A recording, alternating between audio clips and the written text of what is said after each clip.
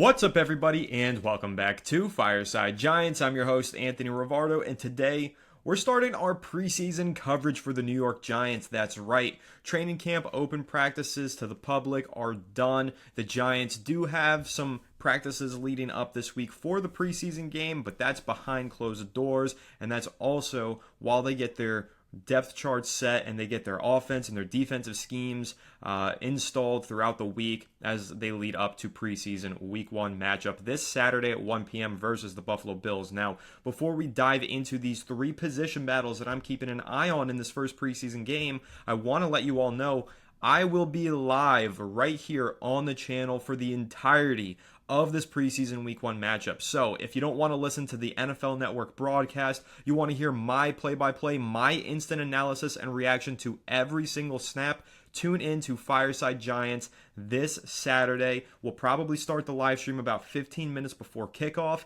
and we'll go for the entirety of the game. So you won't get this kind of analysis on a Montrell Washington, a Bo Collins, a Daquan Felton on NFL Network. You'll get that here on Fireside Giants. So make sure that you do stay tuned to the channel and that you tune in this upcoming Saturday. It's going to be a lot of fun. But nevertheless, let's waste no more time.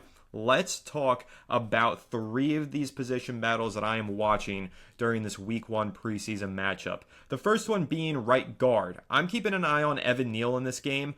I know that's an obvious one here, but this really is a crucial moment for Neal. He's definitely improved this offseason. We've definitely seen him make progress at training camp while transitioning from right tackle to the guard spot. So he initially started out this spring as a left guard. We knew that the Giants were moving him to the interior, but we didn't know if they were going to have him play primarily on the right side or the left side. He started out on the left side. That made sense at the time because back in his collegiate career, he did play left guard. He did seem to be more comfortable in college on the left side of the line. However, based on the needs that the Giants had this summer, he wound up playing more right guard during training camp because, let's face it, Greg Van Roten is not a long-term solution at the position. And then Greg Van Roten missed some practices. I believe he was on paternity, so that's why he was absent. And in his absence, the Giants called upon Evan Neal to fill in as the starting right guard for several practices this summer. A very interesting development. He had some good practices. He had some not so good practices, but generally speaking, I would say things were pretty positive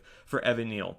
But as I've been saying all summer long, and I will continue to say, I will believe it when I see it.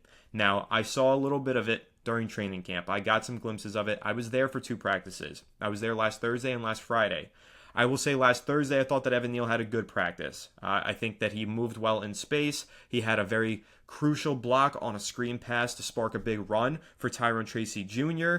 He had a moment where he held up well in team drills against a pass rush from Abdul Carter, but those were both on Thursday with no pads on. Then on Friday, during the team drills with the pads on, Evan Neal wound up on the ground several times, both in pass protection. He got kind of blindsided and hit from Bobby Okereke and winded up on the ground. On a running play, he tried to get to the next level, kind of tripped over somebody, fell flat on his face, did not get to the second level to make his key block that he needed to make, and he also lost a couple of reps in one-on-ones. Now, that's not to say it was all bad. He did have some good moments on that Friday. He won some reps in one-on-ones. He had some decent moments picking up a stunt in pass protection during team drills. So there were some good moments for Evan Neal. And I've said this before, if you really look at the All-22 and the film of last season, or even just the stats, the Pro Football Focus stats, for example, from last season, Evan Neal did start to improve. He played the best ball of his career so far down the final stretch of the 2024 campaign, which did provide me with a little bit of optimism going into this season, knowing that the Giants were finally moving him to guard. So far, pretty good. Definitely making progress, and there is a chance that he could be the starter in week 1 at right guard. Joe Shane actually said as much this morning on ESPN Radio. He was asked about the offensive line and the depth that they have there, and he went ahead and singled out Evan Neal on his own. Wasn't even asked about Neal specifically, but mentioned him and said if he doesn't win the starting job, he's a good depth piece out there. He's done well at guard, end quote there. So saying that he could win the starting job indicates that it is indeed up for grabs and that this is a competition between Greg Van Roten and Evan Neal. So if you were excited to watch Evan Neal and his progress during the preseason before, You honestly should be even more excited now, knowing that Joe Shane has specifically referred to this position as a battle for the starting job. So let's see how Evan Neal is able to perform, not only in this Week 1 game against, of course, the Buffalo Bills, but in the subsequent 2 preseason games as well. He's going to be a player that we're all keeping an eye on throughout these 3 preseason games. And Greg Van Roten as well, because if he plays well, or if he plays poorly, that will have a lot to do with who is the starting right guard and whether or not that ends up being Evan Neal. Now let's flip over to the defensive side of the ball. Let's talk about one of the most important position battles that's been taking place for the Giants since the spring. That is the battle at cornerback 2. So how did we get here? The Giants this offseason signed Paulson Adebo. He is their number 1 cornerback, CB1 if you will. Opposite him, the expectation was that 2023 first-round draft pick Deonte Banks would be the starter. But as the Giants kicked things off in OTAs and minicamp this spring, that wasn't the case. The Giants had a rotation going on opposite Paulson Adebo. The reps were split between Deonte Banks and Cordell Flott.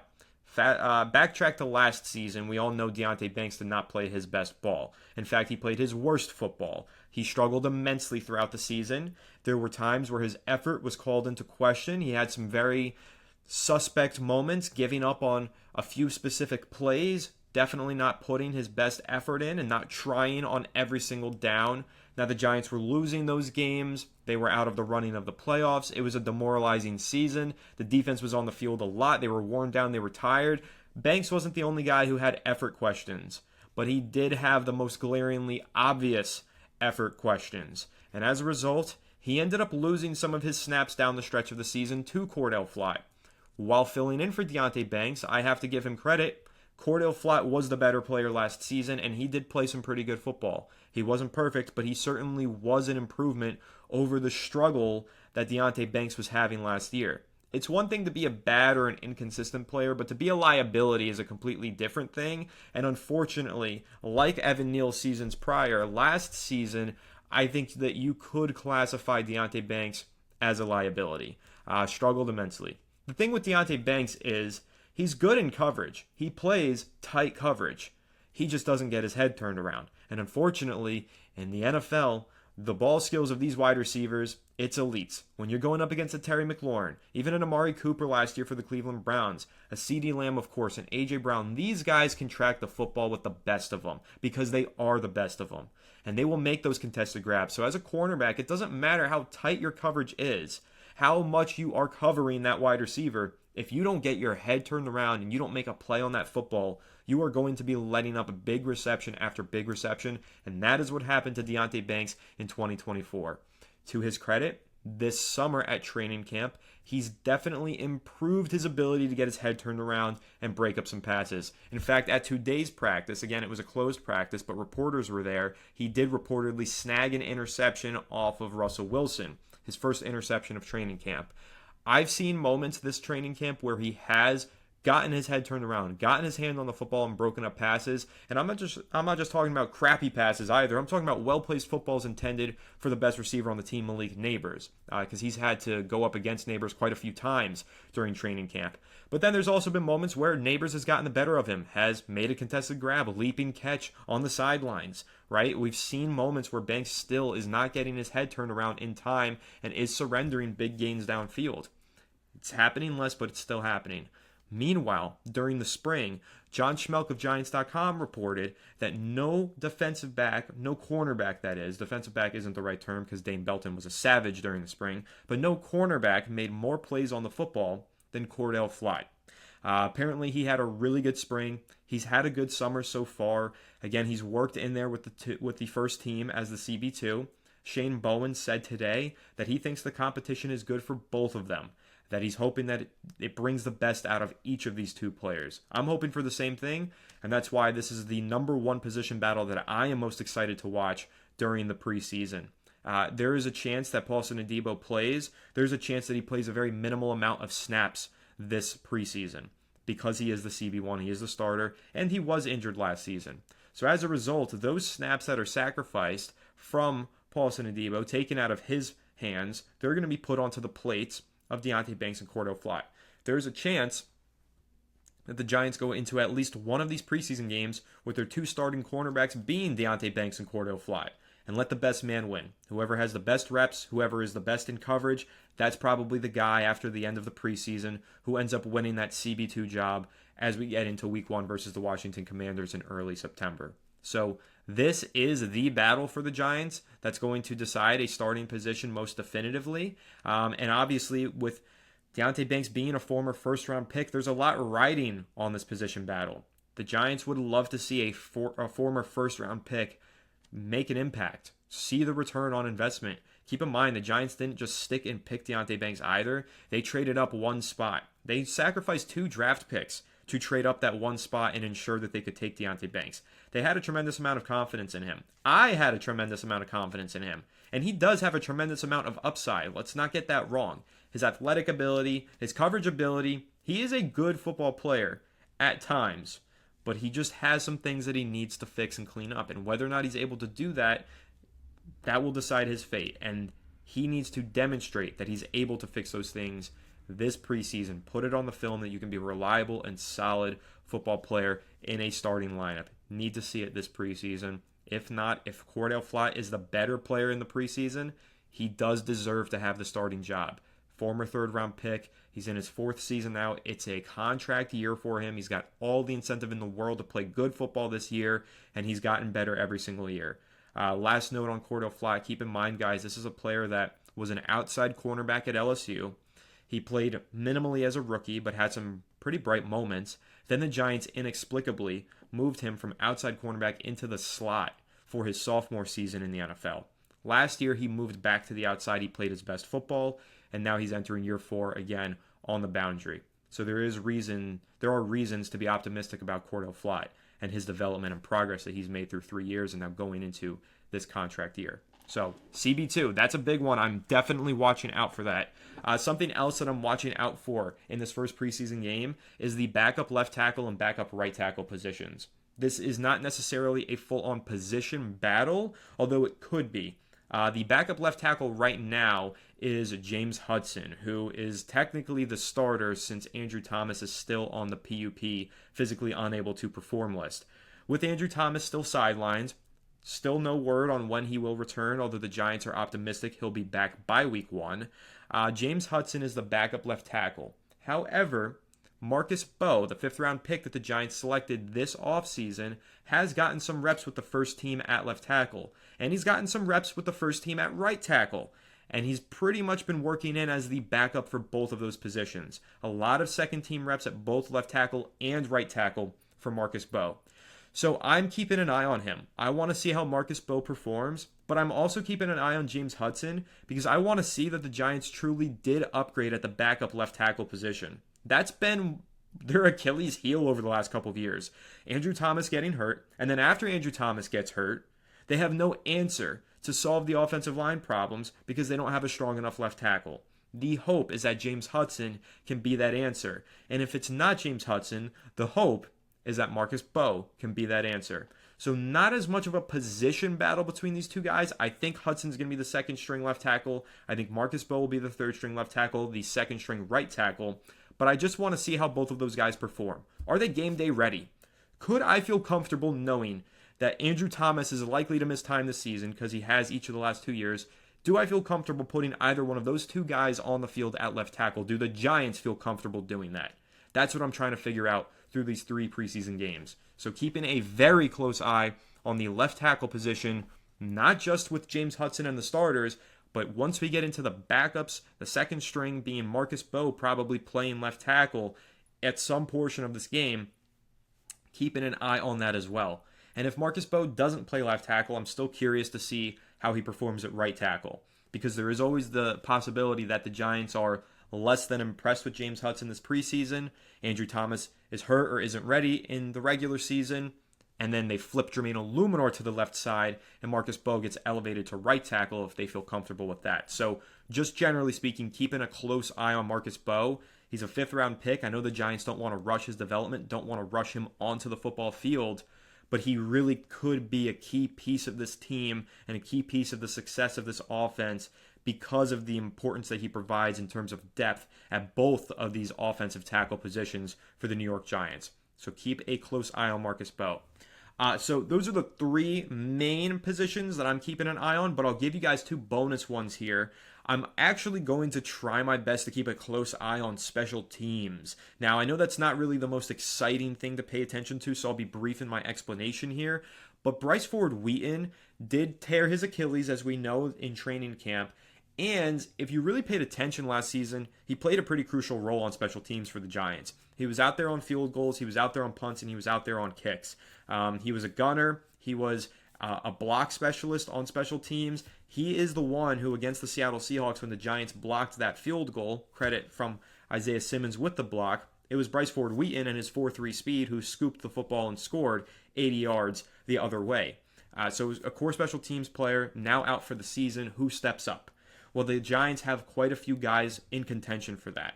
One of them being Dalen Cambry. Dalen Cambry was an All-American last season for his special teams work. He had the second most special teams tackle in the country last season for the Louisiana Ragin' Cajuns. So Dalen Cambry, a wide receiver on the back end of this roster, great special teams player. Keep an eye, see if he makes any plays in the third facet of the game.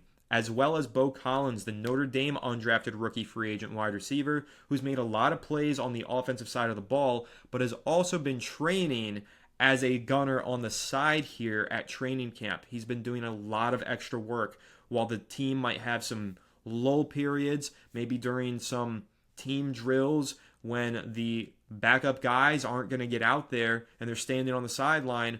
Bo Collins is not standing on the sideline. He's usually off to the side working on his gunner release on punt return or punts, not punt returns, but on punt defense. So keep an eye on those two guys and keep an eye on any of these special teams players, because that's probably going to be the deciding factor for some of these guys like Montrell Washington, Bo Collins, Dalen Cambry, Amir Smith-Marset, some of these D. Williams and some of these other Nick Jones, these cornerbacks as well, who are contributing on special teams, aiming to be core special teams players. That's their key to making the roster. So watch out for that. I actually think the special teams is going to be a little bit more interesting to pay attention to in these upcoming preseason games.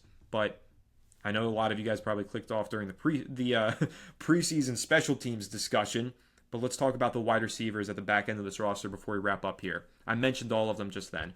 Montrell Washington has looked like a stud. He is the slot receiver, third string slot receiver for the New York Giants right now on their unofficial depth chart. Of course, Wan'Dale Robinson is a starter. Behind him is Amir Smith-Marset, who the Giants signed last season. He had a kick return touchdown. He is their kick and punt returner with the first team. So there is some incentive for the Giants to hold a third slot receiver, knowing that Amir Smith-Marset is playing two positions as a slot receiver and as a special teams returner. So that's Montrell Washington, the third string slot receiver. Montrell Washington definitely has a chance of making this roster for a couple of reasons. Number one, he does have some special teams capabilities. But number two, he has developed quite an incredible chemistry with Giants rookie quarterback Jackson Dart. The two of them have been lighting it up every single practice. Whenever Jackson Dart is connecting on a big play downfield, throwing a touchdown pass, or hitting a deep crosser into tight coverage, more often than not, he's hitting Montrell Washington downfield. They've been constantly connecting during these team drills, the scrimmages, so to speak. Very big summer out of Montrell Washington, young player trying to sneak onto the roster. He said that he's living by this motto at training camp: a play a day keeps the coaches away. He's trying to just make one big play in every practice, and hopefully it all adds up to him making the roster by the end of the summer. It's possible. It might be unlikely. He has a lot of competition, but Montrell Washington is one of these wide receivers that I think you should keep a close eye on, especially when Jackson Dart takes his preseason snaps this weekend. He's going to play this weekend. I cannot wait to watch Jackson Dart. But when Jackson Dart is on the field, let's see if he continues to pepper Montrell Washington the same way that he has during practice. Let's see if practice carries over into the preseason games. That'll be a very interesting storyline to follow. Now, also, I mentioned Bo Collins. Bo Collins is a different kind of wide receiver, a very versatile player, though. He's a 6'2", 6'3" outside guy, at least by frame, but he actually has a lot of experience playing in the slot as well, and he's aligned in both positions for the Giants at our training camp. Done some outside work, done some slot work. Now, he also, like I said, has been practicing as a gunner. So those three things being in his wheelhouse are pretty crucial. If he can make some good plays on specials, make some good plays out of the slot and some good plays as an outside receiver in these 3 preseason games. He's a player who could sneak onto this roster. The Giants have spoken very highly of him. Brian Daboll has raved about Beau Collins, and the Giants even had Beau Collins do a media session last week. Speaking to the media as an undrafted rookie is pretty rare. It means that the Giants have some good confidence in him. But to Montreal Washington's credit, he also spoke with the media this past week. So those 2 undrafted rookie wide receivers, definitely watch them closely. Beau Collins has gotten first-team reps as a wide receiver. He's caught touchdown passes from Russell Wilson. He's received a lot of praise from the Giants players. Really, really like Beau Collins. Some of the other guys, though, to watch in that receiver room who could be competing with those 2 youngsters include Zach Pascal, a veteran wide receiver that the Giants signed this offseason.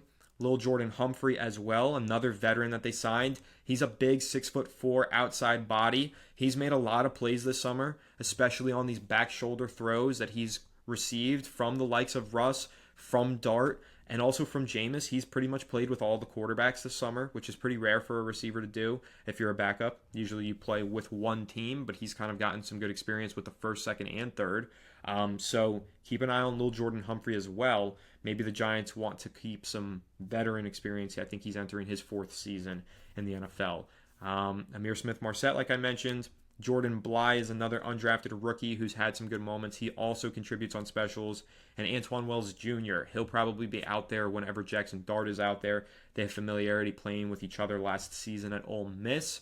Wells has not necessarily made a strong impression during training camp, but it's kind of tough for him too because what he's really good at is running after the catch, being a tackle-breaking machine. Hard to do that in these team drills, especially when most of the time you're not wearing pads and they're light practices. So now that the pads are coming on and this is real competition, let's see if Juice Wells Jr. can get the ball in his hands and create some yards after the catch. Those are all the wide receivers that come to mind right now. Dalen Cambry as well has definitely gotten some first-team reps. Keep an eye on him. Special teams ace who plays receiver as well. But those are the guys that I'm paying the most attention to in that receiver room. If there's anybody that I missed, though, remind me down below in the comment section. I low-key feel like I might be forgetting somebody, but that's everybody that's coming to mind. I guess you could throw Jalen Hyatt out there as well. He's not one of the Giants starters. He's their top backup as the number 4 wide receiver. Let's see if he can make some plays. His one career NFL touchdown came in the preseason. He doesn't have one that technically counts yet. Let's see if he can score again in the preseason. Hopefully this time carry it over to the regular season. But yes, those are all of the top storylines I would say to keep the closest eye on going into this first preseason game.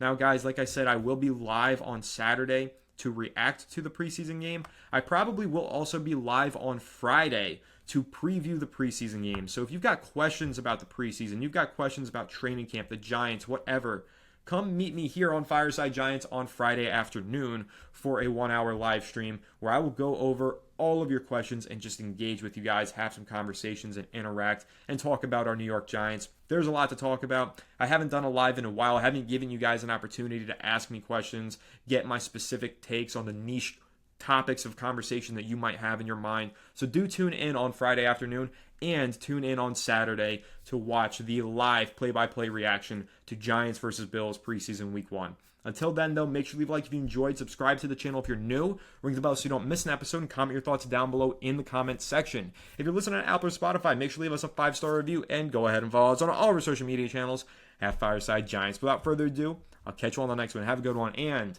Giants Nation, let's ride.